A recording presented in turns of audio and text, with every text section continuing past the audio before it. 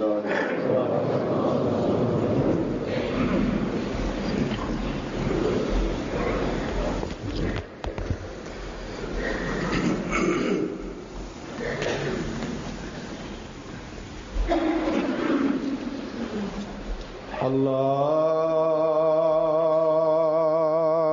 أكبر الله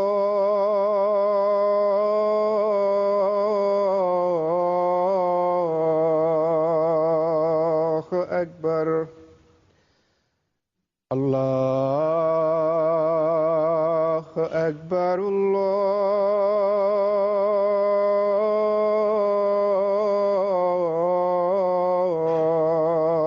الله أكبر. أشهد أن لا إله إلا الله. أشهد أن لا إله إلا الله. أشهد أن محمدًا رسول الله.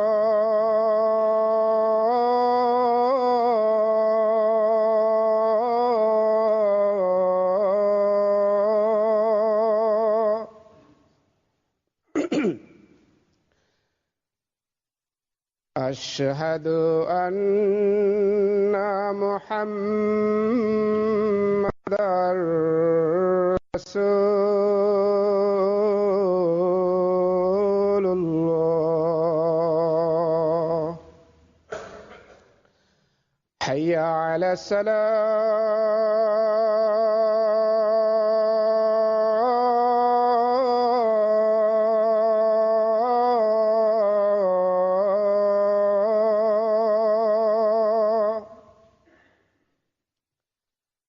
حي على الصلاة.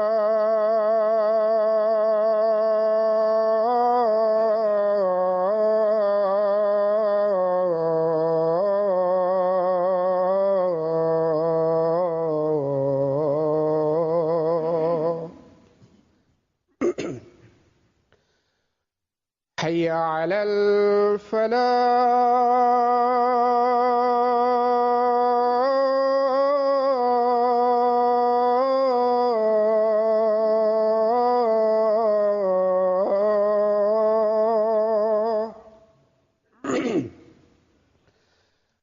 حي على الفلاح.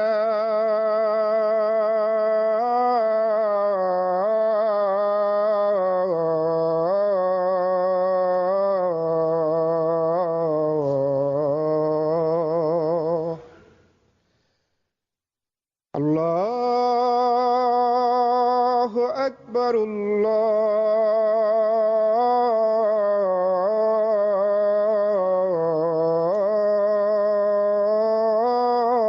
الله أكبر. لا إله إلا الله.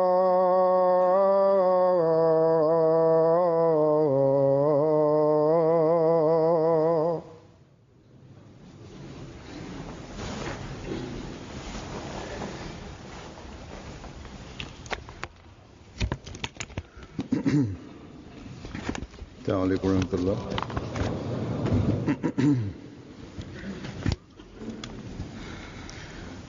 أشهد أن لا إله إلا الله وحده لا شريك له وأشهد أن محمدًا عبده ورسوله.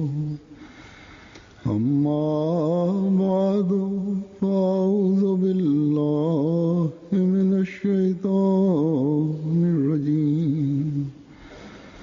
بسم الله الرحمن الرحيم. الحمد لله رب العالمين الرحمن الرحيم مالك يوم الدين إياك نعبد وإياك نستعين اهدنا الصراط المستقيم صراط الذين أنعمت عليهم غير المغضوب عليهم ولا الضالين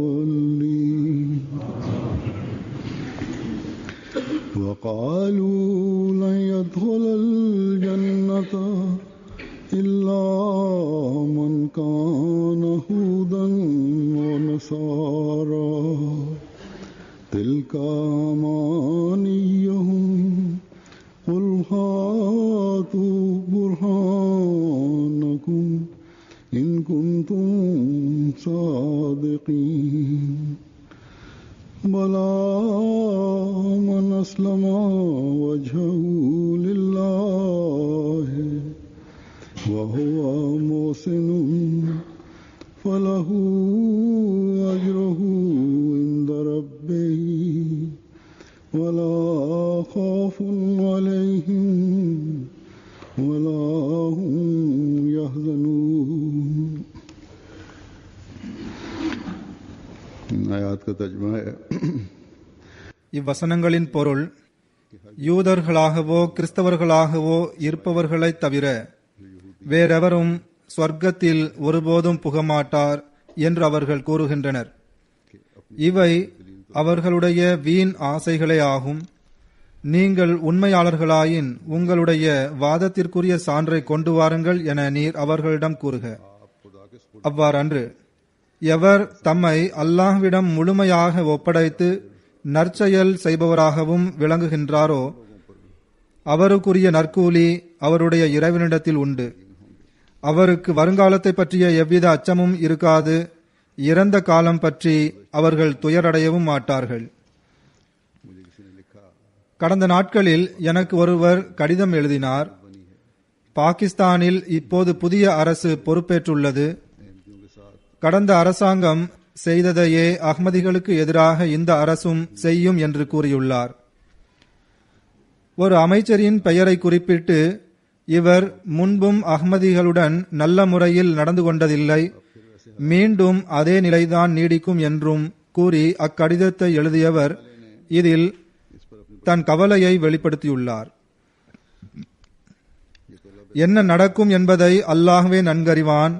ஆனால் இந்த அரசாக இருந்தாலும் சரி, வேறு எந்த அரசாக இருந்தாலும் சரி, பாகிஸ்தானில் அஹ்மதிகளுக்கு எதிராக அநீதியை மட்டுமே கொண்ட ஒரு சட்டம் நிறைவேற்றப்பட்டுள்ளது. எனவே இவ்வாறான கவலைப்பட வேண்டிய அவசியம் இல்லை. பாகிஸ்தானைச் சேர்ந்த அஹ்மதிகளுக்கு எப்போதும் உள்ள ஒரு நிரந்தரமான கவலை இதுவாகும். இதனால் பாகிஸ்தானின் அஹ்மதிகள் குறிப்பாக துவாவின் பக்கம் கவனம் செலுத்த வேண்டும். நாம் உலக அரசுகளிடமிருந்து எதையாவது பெற வேண்டுமென்றால் பிறகு இவ்வாறான சிந்தனையும் கவலையும் கொள்ளலாம். ஆனால் நமது எல்லா நம்பிக்கையும் இறைவனை மட்டுமே சார்ந்துள்ளது. நிச்சயமாக இறைவனையே நாம் முழுமையாக சார்ந்துள்ளோம். எனவே நமக்கு இவ்வாறான கவலையும் எதிர்பார்ப்புகளும் அவசியமில்லாததாகும். இன்னார் ஆட்சிக்கு வந்தால் நமது நிலை மேம்பட்டுவிடும், அல்லது இன்ன நபர் ஆட்சிக்கு வந்தால் சீராகிவிடும் என்ற எண்ணமே நமக்கு தேவையற்றதாகும். நாம் அல்லாஹ்வை சார்ந்திருக்கின்றோம். எனவே நமக்கு அல்லாஹ்வுடன் தொடர்பு இருக்குமென்றால் இதை பற்றியெல்லாம் கவலைப்பட வேண்டிய அவசியமில்லை. இந்த உலக அரசுகள் உலக ரீதியாக தாம் விரும்புவதை செய்யட்டும். கடந்த காலத்தில் ஏறக்குறைய இந்த சட்டம் அஹ்மதிகளுக்கு எதிராக பாராளுமன்றத்தில் நிறைவேற்றப்பட்டு 38 வருடங்களாக இவற்றை செய்து வருகின்றது. இதற்கு முன்பும் இதைத்தான் செய்து வந்தது. ஹசரத் மசீமது அலைஹிஸ்ஸலாத்து வஸ்ஸலாம் அவர்களின் காலத்திலிருந்தே எதிர்ப்பு நீடிக்கின்றது.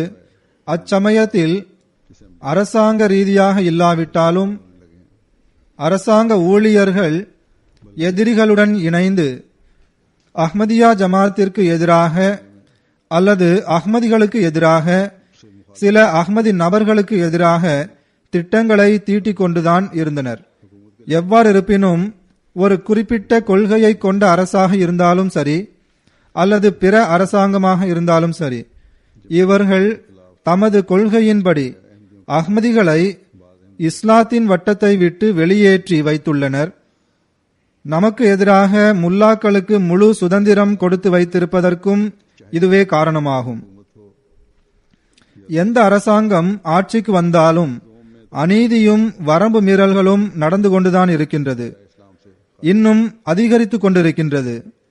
எனவே இந்த உலக அரசுகளிடம் நாம் எந்த நன்மையையும் ஒருபோதும் எதிர்பார்க்கவில்லை, எதிர்பார்க்கவும் கூடாது. மேலும் இஸ்லாத்தின் வட்டத்தில் நாம் இணைந்திருக்கின்றோம் என்பதற்கு நமக்கு இவர்களுடைய சான்றிதழ் தேவையில்லை. உண்மையான முஸ்லிம் என்பவர் இறைவனின் பார்வையில் முஸ்லிமாக இருப்பவரே ஆவார். உண்மையான முஸ்லிம் என்பவர் நான் இறைவனின் ஏகத்துவத்தின் மீது நம்பிக்கை கொள்கிறேன், ஹஜ்ரத் ரசூலுல்லாஹி ஸல்லல்லாஹு அலைஹி வஸல்லம் அவர்கள் இறுதி ஷரியத்தை கொண்டு வந்த நபி ஆவார்கள், அவர்கள் ஹாத்தமுல் அம்பியா ஆவார்கள் என்றும் நம்பிக்கை கொள்கின்றேன் என்று அறிவிப்பு செய்பவரே ஆவார். இந்த விளக்கத்தின் அடிப்படையில் அஹ்மதிகள் முஸ்லிம்கள் ஆவர். செயல்பூர்வமாகவும் நம்பிக்கை பூர்வமாகவும் பிறரை விட மேன்மையுடைய முஸ்லிம்கள் ஆவர்.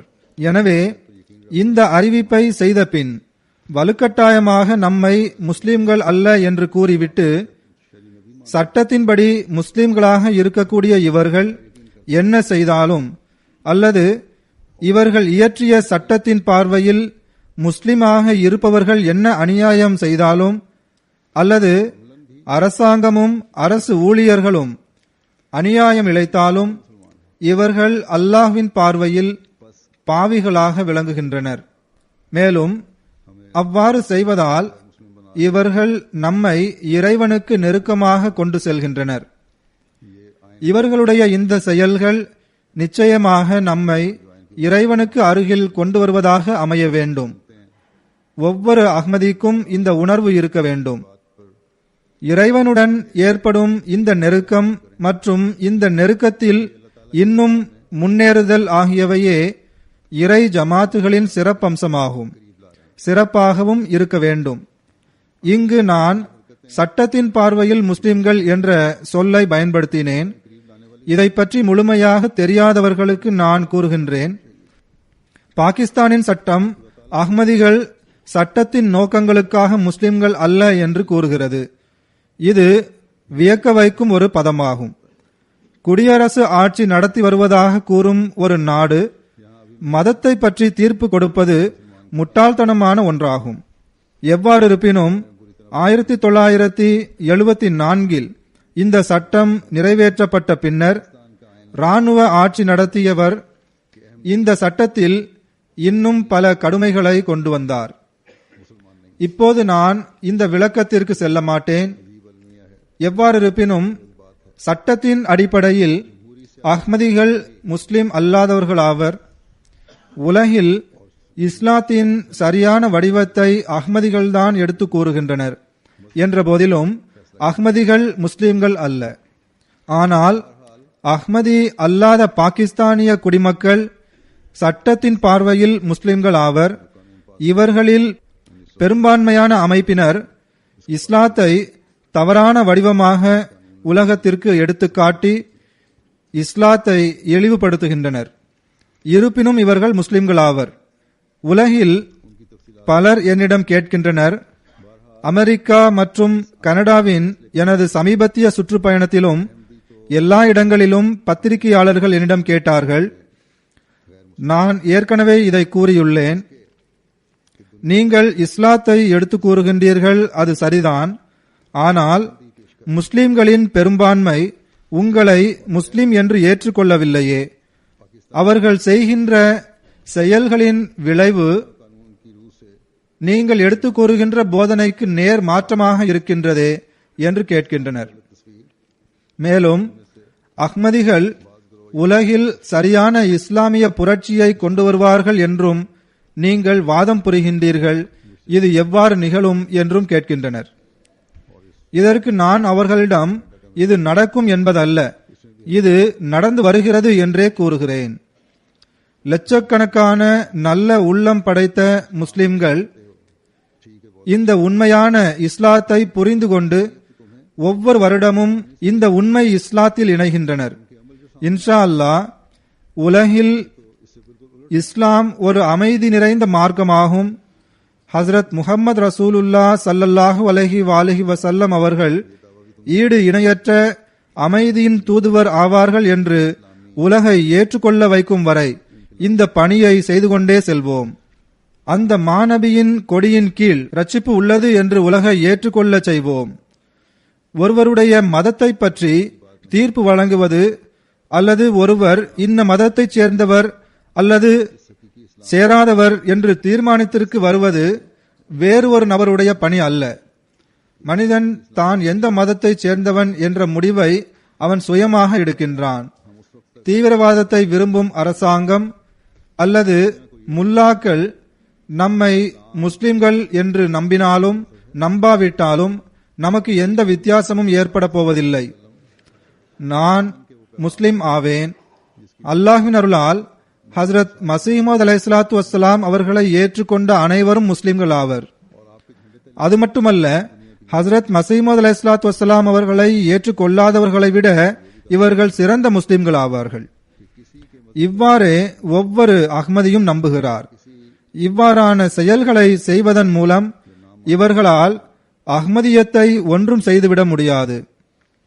ஆம், ஒரு அரசாங்கம் அல்லது அதன் அமைச்சர் அல்லது அவர்களின் சீடர்கள் அஹ்மதிகளின் மீது அநீதி இழைத்தால் உலகில் அவர்கள் தம் அரசையும் தம் நாட்டையும் இழிவுபடுத்துவர்.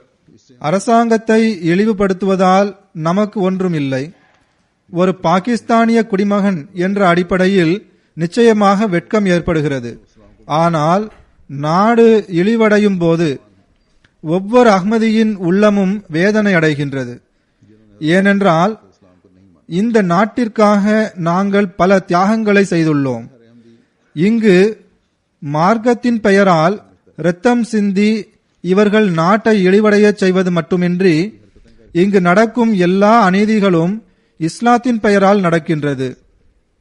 ஆனால் இஸ்லாம் சாந்தி, சமாதானம், சகோதரத்துவம் மற்றும் அன்பு ஆகியவற்றை கொண்ட மார்க்கமாகும். இதையும் இழிவடைய செய்கின்றனர்.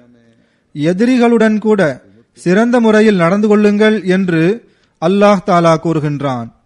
நீதியை நிலைநாட்ட வேண்டும் என்ற நிலை வரும்போது நீதி எல்லா நிலையிலும் முதன்மையானதாகும்.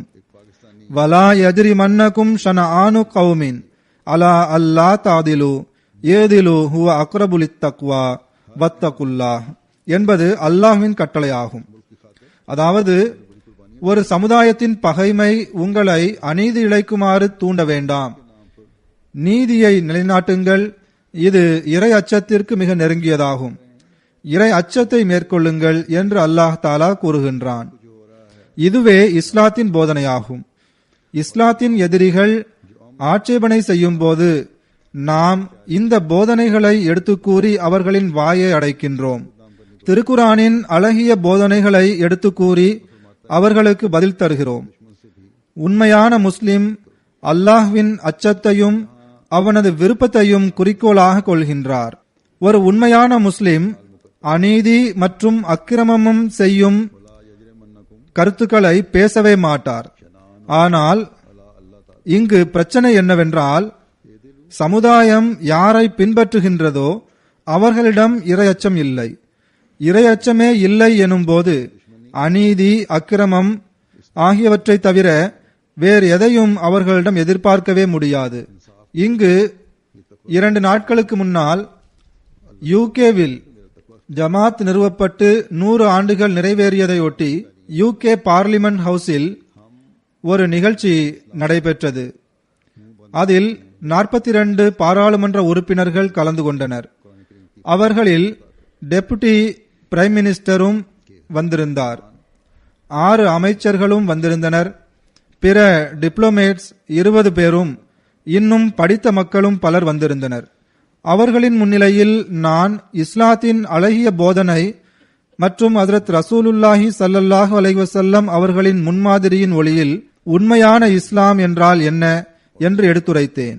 இதை கேட்ட அனைவரும், நீங்கள் எப்போதும் இதைத்தான் உங்களது சொற்பொழிவுகளில் எடுத்து கூறி வருகின்றீர்கள். அஹ்மதியா ஜமாத் எப்போதும் அமைதி மற்றும் சமாதானத்தின் கருத்துக்களையே பேசி வருகின்றது. ஆனால் பிற முஸ்லிம் அமைப்புகள் செய்து வருவது என்ன? இந்த கருத்தை சில அரசியல் தலைவர்கள் வெளிப்படையாக கூறிவிடுகின்றனர். ஆனால் சில அரசியல் காரணங்களினால் சிலர் பயந்து பயந்து பேசுகின்றனர். ஆனால் எவ்வாறு இருப்பினும் நான் திருக்குரான் மற்றும் ஹஜ்ரத் ரசூலுல்லாஹி ஸல்லல்லாஹு அலைஹி வஸல்லம் அவர்களின் சம்பவங்களை எடுத்து கூறி பேசும்போது இஸ்லாத்தின் அசல் போதனை என்ன என்பது மக்களுக்கு தெரிந்துவிடுகிறது. சிலர் நல்ல தாக்கத்திற்கு ஆளாகின்றனர். ஒரு நாட்டின் தூதுவர் என்னிடம் கூறினார், நேற்று அல்லது நேற்றைய முன்தினம் நடந்த சம்பவமாகும் இது. அவர் கூறினார், நீங்கள் திருக்குரான் வசனங்களை மேற்கோள் காட்டி பேசிய ஒவ்வொரு சொல்லும் எனது உள்ளத்தை சென்றடைந்தது என்றார். இவர் ஒரு கிறிஸ்தவர் ஆவார். இவர் எனது நிகழ்ச்சிகளில் பெரும்பாலும் வந்து கலந்து கொள்கிறார். எனவே சகஜமாக பழகக்கூடியவர் ஆவார். அவரிடம் நான் இந்த கருத்துக்களை நான் உங்களுடைய உள்ளத்தில் பதிய வைப்பதற்காக மட்டும் எடுத்துரைக்கவில்லை. இந்த கருத்துக்களை நீங்கள் உங்களுடைய வட்டத்திலும் பரப்பவும் வேண்டும் என்றேன். அதற்கு அவர், நான் பரப்பி வருகின்றேன், வருங்காலத்திலும் பரப்பி வருவேன் என்றார். அந்நியர்களின் உள்ளத்தில் நல்ல விளைவு ஏற்படுகின்றது. ஆனால் கல்நெஞ்சம் படைத்த மௌலவிகள் இந்த தூது செய்தியை நமது நாவினால் கேட்டும் அவர்களது உள்ளங்கள் மேலும் கல்லாகிக் கொண்டே செல்கின்றது. நம்மை பொறுத்தவரை இஸ்லாத்தை பற்றி தவறான கருத்துக்களை கூறுபவர்களின் கூற்றுக்களையும் அதன் விளைவுகளையும் நாம் போக்கி வருகின்றோம். இந்த பணி நம்மை சேர்ந்ததாகும். இஸ்லாத்தின் அழகை உலகிற்கு காட்ட வேண்டியது நமது பணியாகும். எனவே நாம் இந்த வேலையை இன்ஷா அல்லாஹு தாலா செய்து கொண்டே இருப்போம். ஆனால் இஸ்லாமிய நாட்டைச் சேர்ந்த அரசியல்வாதிகள் மற்றும் சில படித்த மக்கள் முல்லாக்களை பின்பற்றி அஹ்மதிகளின் மீது இஸ்லாத்தின் பெயரால் அநீதி இழைக்கின்றனர். இது இவர்களின் பணியாகும். நாம் நமது பணிகளை செய்து கொண்டே செல்வது போல் அவர்கள் தமது பணியை செய்து கொண்டே செல்வார்கள். இதை பற்றி நாம் கவலை அடையக்கூடாது. நான் ஏற்கனவே கூறியது போன்று இவர்களிடம் நாம் எதையும் எதிர்பார்க்கவும் இல்லை, நாம் இவர்களின் பக்கம் பார்ப்பதும் இல்லை. இவர்கள் நீதியுடன் அரசாங்கம் நடத்தினால், அநீதியை தடுத்தால், அல்லாஹ்வின் கட்டளையை ஏற்றுக்கொண்டு அதன் நற்கூலிக்கு உரியவர்களாக இருப்பார்கள். இல்லையென்றால் நமது இறைவன் நம்முடன் இருக்கின்றான். அவனே நமக்கு ஆறுதல் வழங்குபவன் ஆவான். ஆறுதல் வழங்கிக் கொண்டும் இருக்கின்றான், பாதுகாக்கவும் செய்கின்றான். இல்லையென்றால் நான் முன்னதாக பலமுறை கூறியுள்ளேன், இவர்களின் தீய சூழ்ச்சிகள் மிகவும் அபாயகரமானதாகும். இவ்வுலகிலும் அல்லாஹ் தாலா தன் வாக்குறுதிக்கு ஏற்ப வழங்குவான், மறுமையிலும் வழங்குவான் இன்ஷா அல்லாஹ். ஆனால் அநீதி இழைப்பவர்களை பிடிக்கவும் செய்வான், நிச்சயமாக பிடிப்பான் இன்ஷா அல்லாஹ். எனவே நாம் உலக அரசாங்கங்களை பார்ப்பதற்கு பதிலாக இறைவனின் பக்கமே பார்ப்பது அவசியமாகும். இறைவனின் முகத்தை பார்த்தவாறு அவனது கட்டளைகளின்படி வழி நடப்பது அவசியமாகும். மார்க்கத்தை குத்தகைக்கு எடுத்துள்ளவர்கள் அறிவிக்கின்றனர், எவர் நாம் கூறியதற்கு ஏற்ப செயல்படுவதில்லையோ அல்லது எம்மை பின்பற்றுவதில்லையோ அவர் அல்லாஹ்வால் விரட்டப்பட்டவர் ஆவார் என்றும் அவர் நரகவாசி ஆவார் என்றும் கூறி தம் மக்களுக்கு அஹ்மதிகளுடன் எப்படி வேண்டுமானாலும் நடந்து கொள்ளலாம் என்று முழு சுதந்திரம் வழங்கியுள்ளனர். எப்படி வேண்டுமானாலும் நடந்து கொள்ளுங்கள், உங்களை கேட்பவர் யாரும் இல்லை என்று கூறுகின்றனர். இதுவே நடந்து கொண்டும் இருக்கின்றது. அதாவது சட்டம் ஓங்க வேண்டும் என்று அரசு வாதம் புரிகிறது. அஹ்மதிகளின் மீது அநீதி இழைத்தால் எதுவும் செய்யாமல் இருப்பது மட்டுமின்றி அநீதி இழைத்தவர்களுக்கு அரசாங்கம் ஆதரவளித்து வருகின்றது. இப்போது 2 நாட்களுக்கு முன் ஓர் அஹ்மதி கராச்சியில் ஷஹீதாகியுள்ளார். இன்னா லில்லாஹி வ இன்னா இலைஹி ராஜிஊன். ஜிஹ்லம் என்ற இடத்திலும் ஓர் அஹ்மதி கொலை செய்யும் நோக்கத்துடன் தாக்கப்பட்டுள்ளார். அவர் படுகாயமடைந்து இப்போது மருத்துவமனையில் உள்ளார். அல்லாஹ் தாலா அவர்களுக்கும் நல்ல உடல் நலத்தையும் விரைவான ஷிஃபாவும் வழங்குவானாக. ஜமாத்தை சேராத நபர்கள் சிலர் அஹ்மதிகளுக்கு நண்பர்களாக உள்ளனர். அவர்களும் பாவம் இந்த அநியாயத்தால் பாதிக்கப்படுகின்றனர். கராச்சியில் நடந்த ஷஹாதத் சம்பவத்தில் அஹ்மதியுடன் 2 அஹ்மதிகள் அல்லாத நபர்களும் காரில் இருந்தார்கள். அவர்களும் படுகாயம் அடைந்துள்ளனர். அல்லாஹ் தாலா அவர்களுக்கும் உடல் ஆரோக்கியத்தை வழங்குவானாக. இவர்களும் மருத்துவமனையில் சேர்க்கப்பட்டுள்ளனர். இவர்களில் ஒருவரின் நிலை மிகவும் மோசமாக உள்ளது. அல்லாஹ் தாலா கூறுகின்றான், இது ஒன்றும் புதிய விஷயம் அல்ல. இதற்கு முன்னரும் மார்க்கத்தை குத்தகைக்கு எடுத்த நபர்கள் இப்படித்தான் கூறி வந்தனர். ஆனால் அல்லாஹ் தாலா இவ்வாறு அறிவிப்பு செய்கின்றான், எவர் ஒருவர் தன்னை முழுமையாக இறைவனின் விருப்பத்தின் கீழ் கொண்டு வந்து கருணை காட்டுபவராக இருப்பாரோ அவருடைய நற்கூலி அவருடைய இறைவனிடம் உள்ளது. அஹ்மதி அல்லாத ஒரு நபர் கராச்சியிலும் படுகாயம் அடைந்துள்ளார். இன்னொருவர் ஜிஹ்லமில் சராயே ஆலம்கீர் என்ற இடத்தைச் சேர்ந்தவர் ஆவார். இவருடைய நிலை முன்பை விட அல்லாஹ்வின் அருளால் சற்று தேறியுள்ளது. அல்லாஹ் தாலா இவர்களுக்கு ஷிஃபா வழங்குவானாக. நான் கூறி வந்த கருத்து என்னவென்றால், எவர் தன்னை முழுமையாக இறை விருப்பத்தின் கீழ் அர்ப்பணித்துவிட்டு கருணை காட்டுபவராகவும் இருப்பாரோ அவருடைய நற்கூலி அவருடைய இறைவனிடம் உள்ளது. சொர்க்கம் அல்லது நரகத்திற்கு செல்லும் சான்றிதழை மார்க்கத்தின் பெயரால் இரத்தம் சிந்தக்கூடியவர்கள் வழங்கக்கூடாது, அல்லது வேறு யாரும் வழங்கக்கூடாது, அல்லது எந்த ஒரு நாட்டின் பாராளுமன்றமும் இந்த சான்றிதழை வழங்கக்கூடாது. அல்லாஹ் தாலா உள்ளங்களின் நிலைகளை நன்கறிகின்றான். யார் நல்ல செயல்களை இறைவனின் விருப்பத்தை பெறுவதற்காக செய்வாரோ, மேலும் காலத்தின் இமாமிடம் பையத் செய்வாரோ, மேலும் அல்லாஹ் மற்றும் அவனது தூதரின் கட்டளை உள்ளது என்பதற்காக பையத் செய்வாரோ, அப்படிப்பட்ட மனிதர் அஞ்ச வேண்டிய அவசியமும் இல்லை, கவலையடையவும் தேவையில்லை. அல்லாஹ் தாலாவின் விருப்பத்தை பெறுவதற்காக அவனது போதனையின்படி செய்யப்பட்ட ஒவ்வொரு செயலும் அவனை இறைவனின் விருப்பத்தை பெறுபவனாக ஆக்கும்.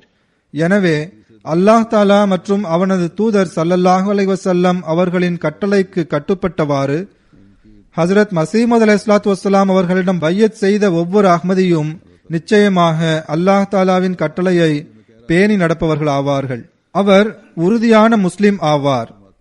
அவர் அல்லாஹ் தாலாவின் நேசத்தை பெறுபவர் ஆவார். அவர் முஸ்லிம் என்பதற்கு எந்த ஒரு நாடும் அல்லது நாட்டின் பாராளுமன்றமும் அச்சு பதிக்க வேண்டிய அவசியம் இல்லை. அல்லாஹ்வின் பார்வையில் முஸ்லிம் எனப்பட்டவர் நான் ஓதிய திருக்குரான் வசனத்திற்கு ஏற்ப இவ்வாறு அறிவிப்பு செய்ய வேண்டும், அதாவது நான் முஸ்லிம் ஆவேன் என்று கூற வேண்டும். அல்லாஹ் தாலா கூறுகின்றான், மன் அஸ்லம வஜ்ஹஹு லில்லாஹி, எவர் ஒருவர் தன் எல்லா கவனத்தையும் அல்லாஹ்வின் பக்கம் திருப்பியவாறு நான் முஸ்லிம் ஆவேன் என்று அறிவிக்கின்றாரோ அப்படிப்பட்ட மக்கள் முஸ்லிம் ஆவர். இங்கு நீர் முஸ்லிமா இல்லையா என்று வேறொருவர் அறிவிக்க வேண்டும் என்று இறைவன் கூறவில்லை. மாறாக ஒவ்வொரு தனிநபரும் தன்னை அல்லாஹ்வுக்கு கீழ்ப்படிந்தவராக ஆக்கி பிறகு நான் எனது முழு விருப்பத்துடன் முஸ்லிம் ஆவேன் என்று அறிவிக்கின்றேன் என்று கூறி முஸ்லிம் என்ற அடிப்படையில் இறைவன் என் மீது சுமத்திய பொறுப்பை நான் ஏற்றுக்கொள்ள தயாராக இருக்கின்றேன் என்று அறிவிக்க வேண்டும். இது வெறும் வாதமாக அல்ல, மாறாக இறைவன் கூறுகின்றான், வஹுவ முஹ்சினுன், அவர் கருணை காட்டுபவராக இருக்க வேண்டும். அவர் இறைவன் கூறிய அனைத்து செயல்களையும் மிகச் சிறந்த முறையில் நிறைவேற்ற வேண்டும். இறைவனின் கட்டளைகளின்படி செயல்பட வேண்டும். மேலும் என்னென்ன தீமைகளை இறைவன் தடுத்துள்ளானோ அவற்றிலிருந்து தவிர்ந்திருக்க வேண்டும். இதுவே இறைவன் சுமத்திய பொறுப்பை சுமப்பதாகும். இவ்வாறான மனிதர் மீது இறைவனின் அன்பின் பார்வைப்படும். நீங்கள் இவ்வாறு இருக்கின்றீர்கள் என்றால் உங்களுக்கு எந்தவிதமான அச்சமும் கவலையும் இருக்கக்கூடாது என்று இறைவன் கூறுகின்றான். நல்ல செயல்கள் கடந்த பாவங்களுக்கு பாவ மன்னிப்பிற்கு காரணமாக அமையும். மேலும் தொடர்ந்து இடைவிடாது செய்யப்படும் நல்ல செயல்கள் தீமையை விட்டு தவிர்ந்திருப்பது மற்றும் உலகத்தை விட மார்க்கத்திற்கு அதிக முக்கியத்துவம் வழங்குவது ஆகியவை வருங்கால தவறுகளில் இருந்தும் மனிதனை பாதுகாக்கும். இவை அச்சம் மற்றும் கவலை ஆகியவற்றிலிருந்து விலக்கி வைக்கும். ஹசரத் மசீமது அலைஹிஸ்ஸலாத்து வஸ்ஸலாம் அவர்கள் இதை விளக்கியவாறு இவ்வாறு கூறுகின்றார்கள். அரபி மொழியில் இஸ்லாம் என்பது ஒரு பொருளுக்கு உரிய விலையை முன்பணமாக செலுத்துதல், அல்லது ஒருவரிடம் தம் பணிகளை ஒப்படைத்தல், அல்லது சமாதானத்தை வேண்டுதல், அல்லது சண்டை சச்சரவை கைவிடுதல் என்று பொருளாகும். அதாவது இஸ்லாம் என்பதற்கு 4 பொருள்கள் உள்ளன. ஒரு பொருளுக்குரிய விலையை முன்பணமாக செலுத்துதல், ஒருவரிடம் தம் பணியை ஒப்படைத்தல், சமாதானம் ஏற்படுத்த முயற்சி செய்தல் மற்றும் எல்லாவிதமான சண்டை சச்சரவுகளையும் கைவிட்டு விடுதல். ஹசரத் மசீமது அலைஹிஸ்ஸலாத்து வஸ்ஸலாம் அவர்கள் இஸ்லாத்தின் நுட்பமான பொருள் இந்த திருக்குரான் வசனத்தில் சுட்டிக்காட்டப்பட்டுள்ளது. அதாவது பலா மன் அஸ்லம வஜ்ஹஹு லில்லாஹி வஹுவ முஹ்ஸினுன் ஃபலஹு அஜ்ருஹு இன்த ரப்பிஹி வலா ஹவுஃபுன் அலைஹிம் வலாஹும் யஹ்ஸனூன். அதாவது முஸ்லிம் என்பவர் இறைவனின் வழியில் தனது எல்லா இருப்பையும் அர்ப்பணித்தவரே ஆவார். அதாவது தன்னை அல்லாஹுக்காகவும் அவனது விருப்பத்தை பின்பற்றுவதற்காகவும் அவனது மகிழ்வை பெறுவதற்காகவும் முற்றிலுமாக அர்ப்பணித்து விட வேண்டும். பிறகு இறைவனுக்காக நல்ல செயல்களில் நிலைத்து நிற்க வேண்டும். மேலும் தன் நிலையின் எல்லா செயல்பூர்வமான சக்திகளையும் அவனது வழியில் அர்ப்பணித்து விட வேண்டும். இதன் பொருள் யாதெனில் கொள்கை அடிப்படையிலும் செயல் அடிப்படையிலும் இறைவனுக்காக மட்டுமே அவன் ஆகிவிட வேண்டும். தொடர்ந்து கூறுகின்றார்கள், கொள்கை அடிப்படையில் அவனுக்காக ஆகிவிடுதல் என்பது தன்னை முழுவதுமாக இறைவனை கண்டுகொள்ளுதல், அவனுக்கு கீழ்ப்படிதல், அவனது நேசம், அன்பு மற்றும் அவனது விருப்பம் ஆகியவற்றை பெறுவதற்காக படைக்கப்பட்ட ஒரு பொருள் என்று நம்ப வேண்டும். செயல்பூர்வமாக அவனுக்கு அர்ப்பணமாவது என்பது தூய்மையான முறையில் உண்மையான நன்மைகள், அவை ஒவ்வொரு சக்தியை சார்ந்ததும் இறைவனின் ஒவ்வொரு தௌஃபீக்கையும் சார்ந்ததுமான நன்மைகளை செய்ய வேண்டும். அவற்றை மிகவும் ஆர்வத்தோடும் ஆசையோடும் செய்ய வேண்டும். அது கட்டுப்படுதலின் கண்ணாடியில் உண்மையான இறைவனின் முகத்தை பார்ப்பது போல் செய்கையில் அமைந்திருக்க வேண்டும். இந்த நிலையைத்தான் நாம் கொள்கை அடிப்படையிலும் செயல் அடிப்படையிலும் பெற வேண்டும். நாம் நம்மை சீர்திருத்துகிறோம் என்றால், நாம் நமது ஈமானில் உறுதியாக இருக்கின்றோம் என்றால், நாம் நமது செயல்களின் மீது கவனம் உள்ளவர்களாக இருக்கின்றோம் என்றால், நமது செயல்கள் யாவும் இறைவனின் விருப்பத்தின்படி அமைந்துள்ளனவா இல்லையா என்று கவனிப்பவர்களாக இருக்கின்றோம் என்றால், அவற்றை இறைவனின் விருப்பத்தின்படி அமைத்திட முயற்சி செய்கின்றோம் என்றால், துவாவில் அதிக ஈடுபாட்டுடன் இருக்கின்றோம் என்றால், உலகவாதிகளின் உலக சட்டங்கள் அல்லது சட்டங்களின் பின்னணியில் அநீதி ஆகியவை நமக்கு இவ்வுலக வாழ்க்கையில் ஒருவேளை வெளிப்படையாக சற்று இழப்பை ஏற்படுத்தலாம். ஆனால் நாம் இறைவனிடம் ஏற்றுக்கொள்ளப்படுவோம். திருக்குரான் அநீதி இழைப்பவர்களின் உதாரணத்தை நமக்கு எடுத்துக்காட்டி முன்னதாகவே நமது உள்ளங்களை உறுதிப்படுத்திவிட்டது. ஹசரத் மூசா அலைஹிஸ்ஸலாம் அவர்களை ஏற்றுக்கொண்டவர்கள் முதலில் மந்திரவாதியாக வந்தனர். பின்னர் அவர்கள் ஏற்றுக்கொண்டனர். அவர்கள் கூறிய பதில், ஃபக்தி மா அன்த காசின் இன்னமா தக்தி ஹாசில் ஹயாத்தத் துனியா. உன்னால் இயன்றதை நீ செய்துகொள், உன்னால் இவ்வுலக வாழ்க்கையை குறித்தே தீர்ப்பு வழங்க முடியும் என்றே கூறினார்கள். அதாவது நீ இவ்வுலக வாழ்க்கையை பற்றி மட்டுமே தீர்ப்பு வழங்க முடியும். இவ்வுலக வாழ்க்கையை தான் முடிக்க முடியும். எனவே எந்த அரசாங்கமும் அநீதி இழைக்க விரும்பினால் அவர்கள் முன்னிலையில் மூமின்களின் முடிவும் உள்ளது, ஃபிரௌன்களின் முடிவும் உள்ளது. இறுதி வெற்றி அல்லாஹ் தாலாவின் அருளால் மூமின்களுக்கே கிடைக்கிறது. இங்கும் இன்ஷா அல்லாஹ் தாலா அவ்வாறே வெற்றி கிடைக்கும். உலக மக்களை கண்டு அஞ்சாமல் இருக்கின்ற உறுதியான ஈமானை நாம் வெளிப்படுத்த வேண்டும். அச்சமும் கவலையும் இருக்கிறது என்றால் அல்லாஹ் தாலாவின் விருப்பத்தை எவ்வாறு பெறுவது, அவனது நெருக்கத்தை எவ்வாறு பெறுவது என்ற கவலை மட்டுமே இருக்க வேண்டும். முஸ்லிம் என்று தம்மை பிரகடனப்படுத்தும் மக்கள் மற்றும் ஈமானுக்கு ஏற்ற நல்ல செயல்களை செய்யக்கூடிய மக்களின் தரத்தை இறைவன் எடுத்து கூறியுள்ளான். இதை சூரா நிசாவின் இந்த வசனத்தில் கூறுகின்றான். வமன் அஹ்சனு தீனன் மிம்மன் அஸ்லம வஜ்ஹஹு லில்லாஹி வஹுவ முஹ்சினுன் வத்தபஅ மில்லத இப்ராஹீம ஹனீஃபா வத்தஹஸல்லாஹு இப்ராஹீம கலீலா. அல்லாஹுக்கு கீழ்ப்படிந்து நன்மை செய்பவராகி இப்ராஹீமின் நேரான மார்க்கத்தை பின்பற்றுபவரை விட அழகான மார்க்கத்தை உடையவர் யார்? அல்லாஹ் இப்ராஹீமை தன் நெருங்கிய நண்பராக ஆக்கிக் கொண்டான். ஆகவே இப்ராஹீமின் மார்க்கத்தை பின்பற்றுவது அவசியமாகும். அல்லாஹ் தாலாவின் நண்பன் ஆகிவிட வேண்டுமென்றால் இது அவசியமாகும். மில்லத் என்ற சொல்லுக்கு பல பொருள்கள் உள்ளன. ஒன்று வழி, பாதை என்பதாகும். மதம் என்பது இதன் பொருளாகும். இதன்படி அல்லாஹ் தாலா ஹஜ்ரத் இப்ராஹிம் அலைஹிஸ்ஸலாம் அவர்களின் சிறப்புகளை கூறும்போது வ இப்ராஹிம் அல்லதி வஃபா என்று கூறுகிறான். ஹஜ்ரத் மசீமது அலைஹிஸ்ஸலாத்து வஸ்ஸலாம் அவர்கள் இது தொடர்பாக இவ்வாறு கூறுகின்றார்கள். இறைவனின் நெருக்கத்தை பெறுவதற்கான வழி இதுவாகும். அவனது பாதையில் சத்தியத்தை மேற்கொள்ள வேண்டும். ஹஜ்ரத் இப்ராஹிம் அலைஹிஸ்ஸலாம் அவர்கள் பெற்ற நெருக்கத்திற்கு காரணம் இதுவாகும். அல்லாஹ் கூறுகின்றான் வ இப்ராஹிம் அல்லதி வஃபா, அதாவது இப்ராஹிம் விஸ்வாசம் காட்டியவர் ஆவார். இறைவனுடன் விஸ்வாசம், சத்தியம், தூய்மை ஆகியவற்றை மேற்கொள்வது ஒரு மரணத்தை வேண்டுகிறது.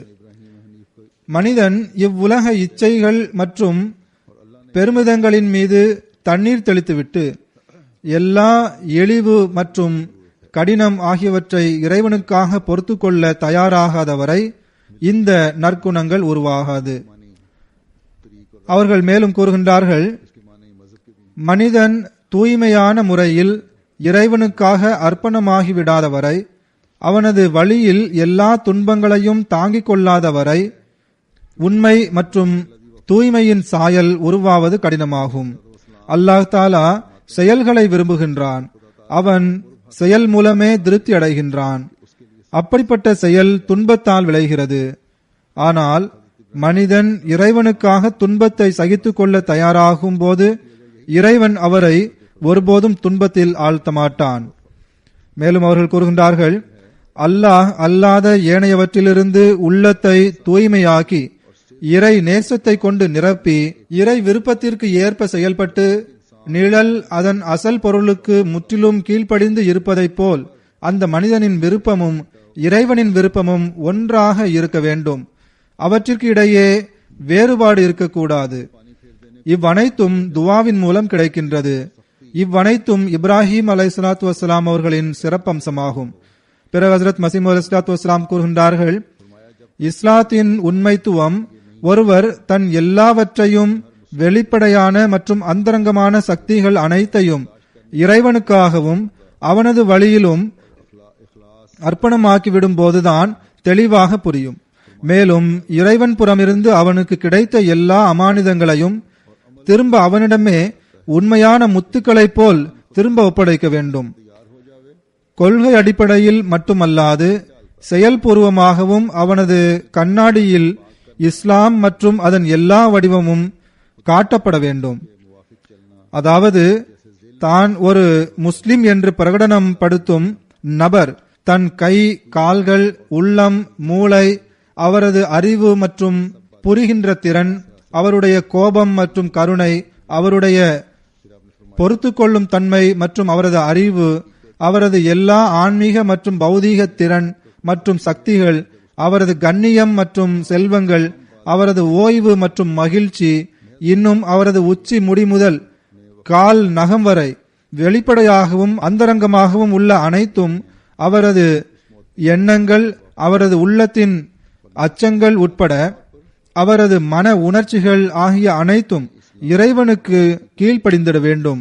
எவ்வாறு ஒரு மனிதனின் உறுப்புகள் அவரது கட்டுப்பாட்டின் கீழ் உள்ளனவோ அவ்வாறே இவை அனைத்தும் இறைவனின் கட்டுப்பாட்டின் கீழ் வந்துவிட வேண்டும். சத்தியத்தின் நடை இந்த அளவிற்கு ஆகிவிட வேண்டும். இனி அவரிடம் உள்ளவை யாவும் அவருடையது அல்ல, அவை அனைத்தும் இறைவனுடையதாகிவிட்டது என்று நிரூபணமாகிவிட வேண்டும். எல்லா உறுப்புகளுள் உள்ள சக்திகளும் இறை தொண்டில் முற்றிலும் தன்னை மாய்த்து கொண்டவாறு ஈடுபட வேண்டும். இந்த தரத்தையே ஒவ்வொரு அஹ்மதியும் அடைய முயற்சி செய்ய வேண்டும். நம்மில் ஒவ்வொருவரும் இதை அடைய முயற்சி செய்வது அவசியமாகும்.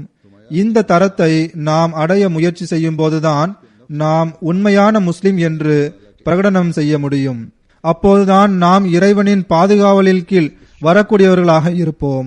ஜமாத் என்ற அடிப்படையில் நம்மில் பெரும்பான்மையினர் இந்த தரத்தை அடைபவர்களாக இறைவன் ஆக்குவானாக.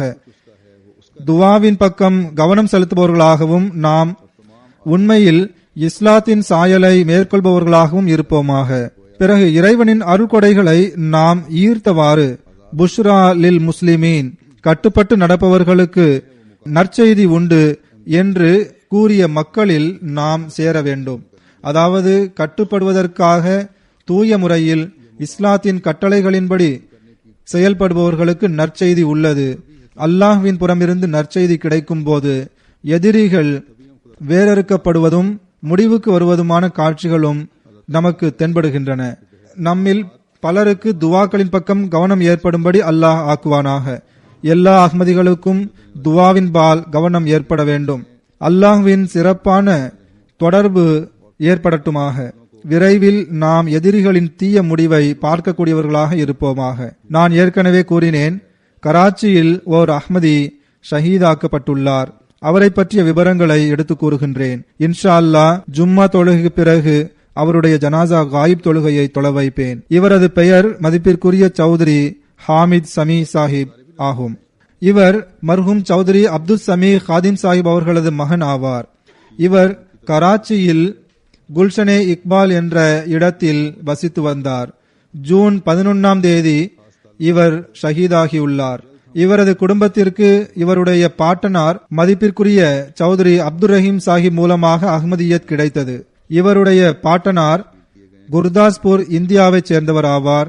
இவருடைய பாட்டி மதிப்பிற்குரிய சர்தார் பேகம் சாஹிபா ஹசரத் மசீமது அலைஹிஸ்ஸலாத்து வஸ்ஸலாம் அவர்களுடைய சஹாபி மதிப்பிற்குரிய சௌத்ரி முகமது இஸ்மாயில் சாஹிப் அவர்களின் மகள் ஆவார்கள். இவரது பாட்டனார் சௌத்ரி அப்துல் ரஹீம் சாஹிப் அவர்கள் 1924ஆம் ஆண்டு பையத் செய்தார்கள். பையத்திற்கு பிறகு இவர் தம் பெற்றோரின் கடும் எதிர்ப்பை சந்திக்க வேண்டியது வந்தது. ஆகவே இந்த எதிர்ப்பு இன்று முதல் ஆரம்பமான ஒன்று அல்ல, இது எப்போதும் இருந்து வரும் ஒன்றாகும். இவரது பாட்டனாருக்கு அவருடைய தந்தை கடுமையாக தண்டனை கொடுத்தார்.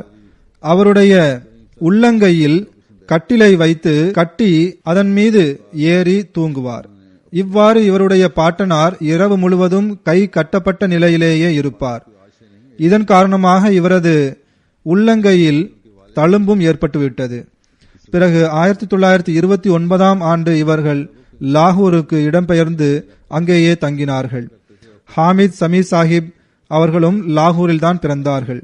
இவருடைய கல்வி தகுதி சார்ட்டர்ட் அக்கவுண்டன்ட் ஆகும். இவரது தந்தையாரும் சார்ட்டர்ட் அக்கவுண்டன்ட் ஆவார். இவருக்கு பண்ணை ஒன்று இருந்தது. இதை இவர்கள் கவனித்து வந்தார்கள். ஷஹாதத்தின் போது இவரது வயது 48 ஆகும். அல்லாஹ்வின் அருளால் இவர் வசியத் செய்தவராவார்.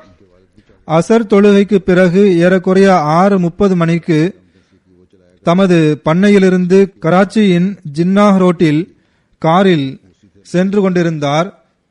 ஜமாத்தைச் சேராத 2 நபர்களும் இவருடன் காரில் அமர்ந்திருந்தார்கள். இவர்கள் தம் அலுவலகத்திலிருந்து சற்று தூரம் சென்றதும் அடையாளம் தெரியாத நபர்கள் மோட்டார் சைக்கிளில் வந்து இவர்களை நோக்கி சரமாரியாக துப்பாக்கியால் சுட்டனர். காயமுற்றிருப்பதை பார்க்கும்போது 2 மோட்டார் சைக்கிள்களில் வந்து காரின் 2 புறம் இருந்தும் இவர்கள் துப்பாக்கியால் சுட்டிருக்கின்றனர் என்று தெரிகிறது. இவருடைய நெற்றியில் 6 தோட்டாக்கள் பட்டன. பிறகு இடுப்பு மற்றும் முகத்தில் தோட்டாக்கள் பாய்ந்துள்ளது. இதனால் இவர் சம்பவ இடத்திலேயே ஷஹீதாகிவிட்டார்.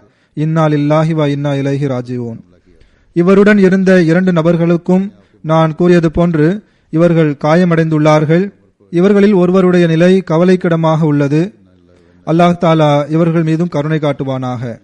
காயமடைந்த 2 நபர்களுக்கும் நேரடியாக குண்டுகள் படவில்லை என்றே தெரிகிறது. இவர் மீது பாய்ந்த தோட்டாக்கள் இவருடைய உடலிலிருந்து ஊடுருவி மற்ற 2 நபர்களின் மீதும் பட்டு காயமடைந்திருக்கின்றார்கள். ஷஹீத் மர்ஹூம் தமது ஹல்காவில் செக்ரட்டரி மாலாக இருந்தார். இது தவிர இவர் முதலில் குத்தாமுல் அஹ்மதியாவின் பொறுப்பாளராக இருந்தார். பின்னர் அன்சாருல்லாஹ்வின் சந்தா பிரிவில் பணியாற்றி வந்தார். இவர் மிகவும் நல்ல இயல்புடையவர் ஆவார். நல்லொழுக்கம் கொண்டவர் ஆவார். எப்போதும் சிரித்த முகத்துடன் இருப்பவர் ஆவார்.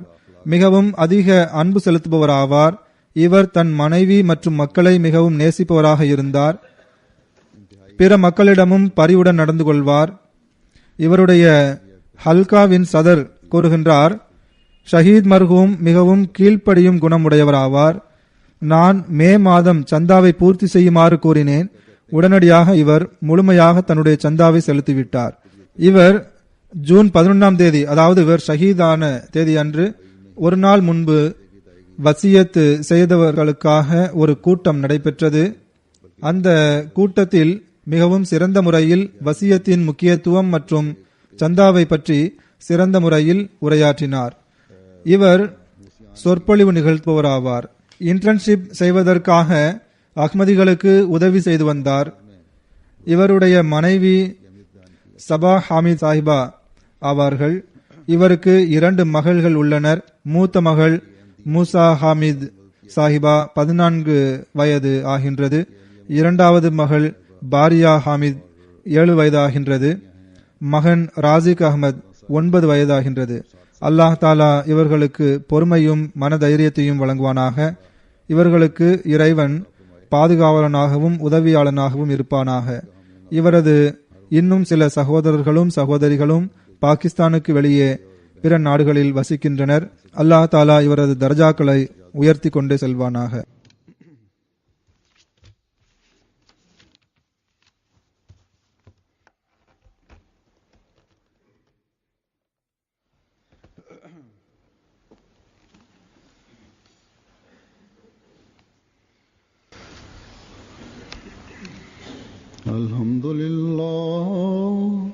Alhamdulillah nahmaduhu wa nasta'inuhu wa nastaghfiruhu wa nu'minu bihi wa natawakkalu alayhi wa na'udhu billahi min shururi anfusina wa min sayyiati a'malina. من يهده الله فلا مضل له ومن يضلل فلا هادي له ونشهد أن لا إله إلا الله ونشهد أن محمدا عبده ورسوله.